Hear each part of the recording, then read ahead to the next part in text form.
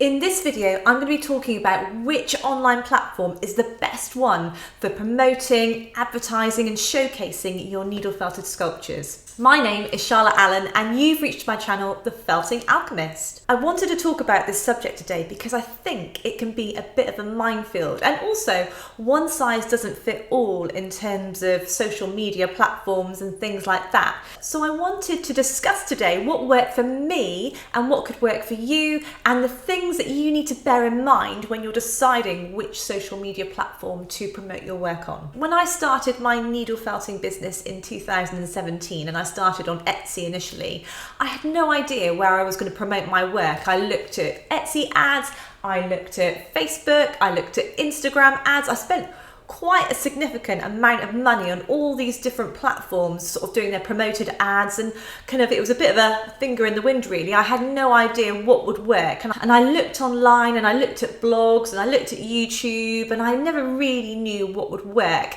until I started doing it really. So I'm hoping that this video today will save you the time, money and pain that I went through when I started on my needle felting journey all those years ago. The first thing you need to bear in mind when you're doing any promotional work for your needle felting is bear in mind who your target audience is. And I can tell you now that the target audience, for me anyway, and it will most likely be the same for you, is women between the ages of 40 and 70. So it's quite a broad age range, but predominantly female. Now that's not to say that I don't have men buy my work, because I do, but I would say a good 90% of my target market is probably women. So bearing that in mind, you need to really think about those platforms that are used predominantly by women. And I know things like Facebook are used by men and women, and that's more about connecting with people. So we really need to focus on something that's a bit more visual. The next thing I would do is, when you're looking at where you're going to promote your work, is don't fling everything far and wide. Don't have like 5 different platforms where you're going to promote your work. So maybe you've got like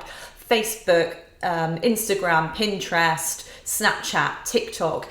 It's too much, and you'll just spread yourself so thinly that you won't be able to really focus on those social platforms properly. So I would go for just 2. Just choose 2 social media platforms where you're going to promote your work, and really focus on those, learn them, find out what works well, find out how much it costs to maybe promote some things, but don't spend any money yet, because what you want to do is you want to test the water, you want to test photographs of your work or even maybe videos of your work and see what has a really good reaction. And once you've gauged an idea of what your audience really likes, what they really resonate with, then it's the time to use that and then put that into your new sculptures. So if, for instance, I don't know, you make a mermaid and the mermaid post goes off the charts, everybody's liking it, right, then you know, right, my target audience absolutely bloody love mermaids. I'm going to make all sorts of sea-themed creatures, loads of mermaids, and I'm going to see how they respond and sell those. That's what I would do, and obviously always have some kind of link back to your website, whether that be your Etsy shop or your own Shopify store or anything like that. Another thing to bear in mind when you're posting on places like Instagram and Facebook and things like that is, how evergreen is it? And when I talk about evergreen, I mean when you put a post up, okay, and it gets shown initially. Facebook's a good example of this. So when you put a post on Facebook and you share it with your friends, say you're just posting on your own personal profile here, and it'll get shared with your friends, and then some people might share it with other people if they really like it, if it resonates with them, and then eventually it fades away. You don't really see it unless you get those memories that remind you, oh, this is what you were doing, this time last year you were eating a pizza, here's a picture of a pizza. So it doesn't really stay around for a long time.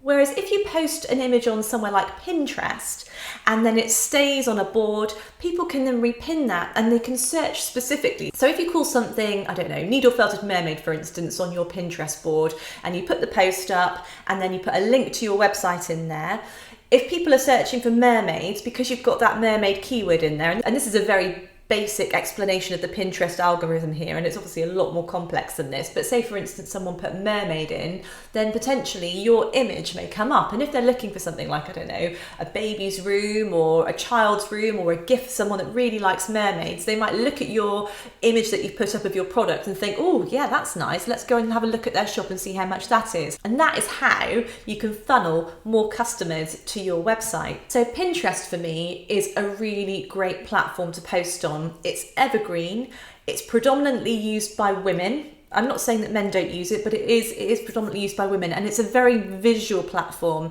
So it's not something like, I don't know, Facebook again, or maybe Snapchat, whereby things only last a certain amount of time, or you're posting little videos up and then they go, and then you don't really ever see them again. Whereas Pinterest, because it's effectively a search engine, it's like Google, but just incredibly visual, it serves us really well in terms of promoting our work. And everybody, you always get that phrase, oh, I'm after that Pinterest room, I'm after that Pinterest wedding, or I'm trying to get that Pinterest hair. People look at Pinterest when they're trying to achieve something visually. And you know, and we all know with like first time parents or people that are getting married, all that kind of stuff, they'll look on Pinterest for inspiration. They're looking for that kind of bolt of lightning to hit them and go, oh yeah, I love that idea. I'm going to use that, or I'm going to buy that, or I'm going to incorporate that into whatever it is, whatever that big event is in their life. They're going to incorporate maybe some of that Pinterest inspiration into.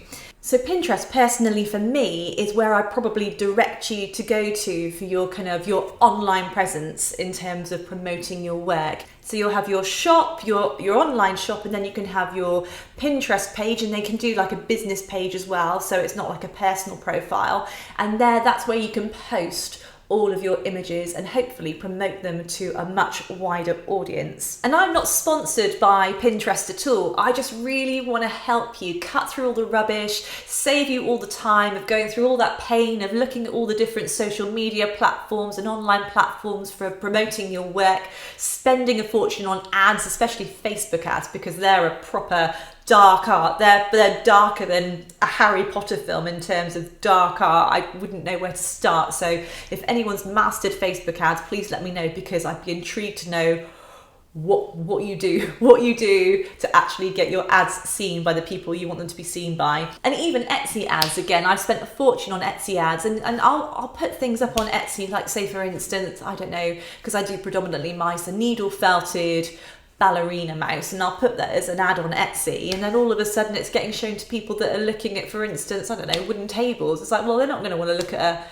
a wool mouse, are they? I just didn't find that very effective when it came to Etsy ads, which is why I don't really bother anymore. But the other nice thing with Pinterest is if you have got an Etsy shop, you can link your Etsy shop in with your Pinterest. So as you post the images of your product onto the listing in Etsy, you can then click on the images and then you can straight away link them to your Pinterest board. So it's really easy to use and it's really worth doing. The other platform I use is Instagram, but again, it's quite complex in terms of getting out to the audience, to your target market. And if I'm honest, I tend to use Instagram more for you guys, so I can show you my work and then let you know what videos are coming up and things like that. But Instagram, because it's visual, I tend to use it as well. And I have had people approach me from my Instagram posts and want to buy things. So it's worth doing, but I would say Pinterest is probably where I've had quite a lot of my Etsy purchases from of late. So it's definitely worth, if you haven't got one already, getting yourself a Pinterest account set up and just get that business account there and start posting your work up. So I hope I've inspired you to sort yourself out with a Pinterest account if you haven't got one already. I really hope you found this useful, and I hope I've saved you a bit of time as well if you're thinking about promoting your work online and getting a bit more of an online presence with your business. If you could like this video, if you enjoyed it, that would be amazing, because it just really helps me to get my videos out to other people. Also, if you haven't yet, if you could subscribe to my channel, that would be amazing. And again, it just really helps with that pesky YouTube algorithm and getting my videos out to more people that are interested in needle felting. So have a wonderful day, and I will see you tomorrow with more needle felting hints and tips. Bye.